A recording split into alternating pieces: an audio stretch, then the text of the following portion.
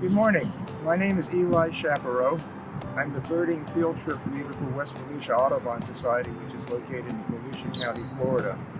This morning, we're here at Port Orange Causeway Park in the city of Port Orange, which is just south of Daytona Beach.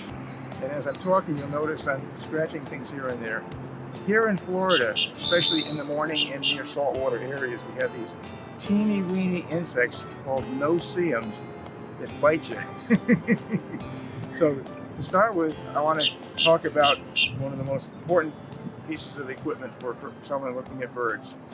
And we look at birds for many reasons. For enjoyment, we count them, or whatever our interest is in birds. Most binoculars have eyepieces that either adjust up and down, or there's a rubber piece around them that you can lift up or down. The purpose of that is, if you're wearing eyeglasses, you want everything down. And when you're not wearing eyeglasses, you want them up. This has to do with the focal distance of the instrument. Also, many people are not aware that binoculars can be adjusted to your own personal eyes. At the base of either one of the eyepieces, there's a fixture that can be turned. Not a fixture. So this is how you do it. I'm going to set these up for my wearing eyeglasses. The side that has the little dial, you want to cover up either with your hand or with the cap, and the other side is open. And looking out a fair distance, you adjust the standard focus dial for your left eye. Then you switch around and you cover the left side, and while you're looking through the right side, which has the adjuster, you turn that until the view is as clear as possible there. At that time, these binoculars are set up for your eyes. So, the next piece of equipment I'd like to mention, especially is useful in such an open area as we have here, is the spotting scope.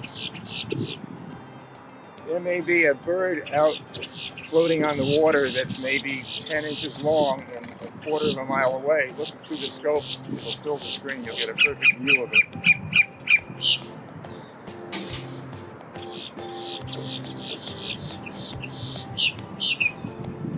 I see a laughing gull out by the end of that sandbar, which actually is little rocks and shells, not sand. Well, let's go on to the next item. I'm now looking at a bird we call an anhinga. The anhinga is a bird that goes completely underwater to look for small fish to catch and eat. One of the interesting things is that the anhinga literally spears the fish with its beak. The problem there is when the anhinga gets back to the surface of the water to eat the fish, how do you eat a fish that your beak is stuck into? And so he torts, he twists, he jerks, and eventually the fish is freed, and hopefully the bird can grab it before it falls back into the water. Three white ibis, very common birds in southern states, especially Florida and the Gulf Coast. These birds can be found around residential areas as well, and I understand in southern Florida they've gotten a nickname of lawn chickens because they peck around anybody's lawn looking for food. Let's look at some of the great egrets. There's several of them in the water there. I'm not sure that they're actually feeding yet, but they would typically have their head tilted down more, looking for the fish to grab as quickly as possible.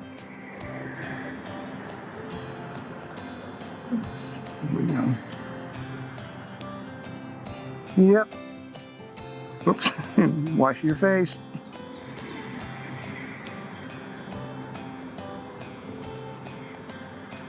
The birding is incredible out here. Let's get in a little closer and see what we can find. The big guys are brown pelicans. The one that just flew off to the right is a little blue heron. The tall, skinny white ones are great egrets. The majority of the birds on that sandbar are laughing gulls, hundreds of them. They come here every evening to spend the night, and in the morning they take off to spend most of the day at the landfill. Yes, eating garbage. A little earlier, just as sun was coming up, there was easily 3,000 or 4,000 of them. You couldn't even see the sand.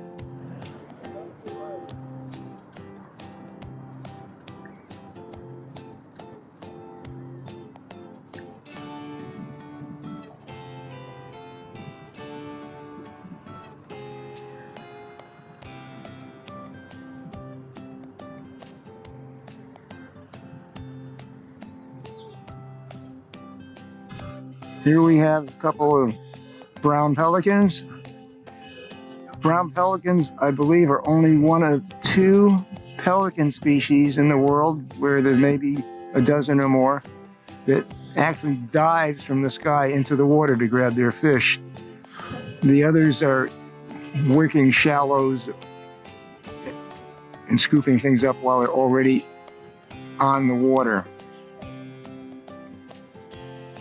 Behind them, you'll notice the most common birds are the laughing gulls, and some of the ones in the center with the long, slender beak are the willets. Willets are one of the larger of the sandpiper groups. And in the background, that smaller, chunkier bird, that's a black-bellied plover.